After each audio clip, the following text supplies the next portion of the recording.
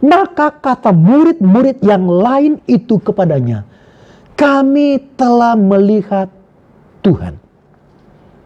Kami telah melihat Tuhan. Kata kerja ini, kami telah melihat Tuhan, memakai perfect tense. Maksudnya begini, bahwa mereka telah melihat Tuhan. Dan mereka tidak akan melupakan peristiwa itu. Seperti begini, dia berkata begini, kami telah berjumpa dengan Tuhan, kami melihatnya, dan melalui perjumpaan itu, kami percaya, kami mengingat Tuhan terus menerus, dan peristiwa perjumpaan itu adalah peristiwa yang mengubahkan kami, mengubahkan logika kami, mengubahkan paradigma kami, mengubahkan kepercayaan kami, dan peristiwa itu sudah berlalu, tapi peristiwa itu masih tersimpan di sini. Peristiwa itu sudah berlalu, tapi peristiwa itu masih teringat. Kisah itu masih teringat, dan kisah itu masih hidup, masih bergairah, dan kami bersuka cita ketika mengingat itu, dan kami terus mengingat kisah itu. Kisah itu tidak berhenti. Kisah minggu yang lalu di kamar yang tertutup, terkunci dalam ketakutan itu, kami ingat kisah itu. Sampai hari ini kami masih bergelora akan perjumpaan dengan Tuhan. Sampai hari ini hati kami bergairah mengikut Tuhan. Sampai hari ini, saudara-saudara, perjumpaan dengan Tuhan lebih dari sekedar memberi sukacita. Tapi perjumpaan dengan Tuhan menggerakkan kita. Kami telah melihat Tuhan. Itu yang kami ceritakan. Bahkan kita pun ketika kita berjumpa dengan Tuhan, kita bisa masih mengingat perjumpaan dengan Tuhan yang mengubahkan kita, yang memberi gairah bagi kita. Saudara-saudara, saya masih mengingat bagaimana Tuhan menjumpai saya di meja belajar waktu itu. Waktu itu saya SMP kelas 3. Saya bergumul tentang Tuhan. Khususnya saya bergumul tentang keselamatan saya.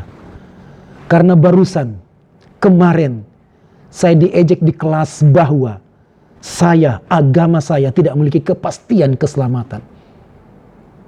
Saudara bayangkan, saya waktu itu SMP kelas 3 dan ada pergumulan yang besar dengan Tuhan. Pergumulan besar tentang keselamatan saya.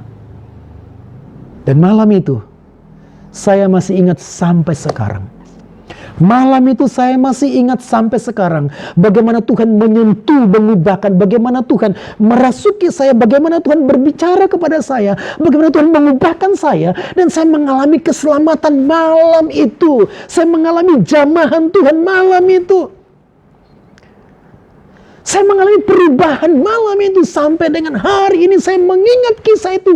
Bagaimana Tuhan menjumpai saya. Saya tidak melihat wajah Tuhan. Saya tidak melihat sosok Tuhan. Tapi saya mengalami jamahan Tuhan yang memberi gairah. Bahwa saya diangkat anak oleh Tuhan. Saya diselamatkan. Saya diampuni. Saya dipulihkan. Saya diterima sebagai anak Allah. Saya dipulihkan.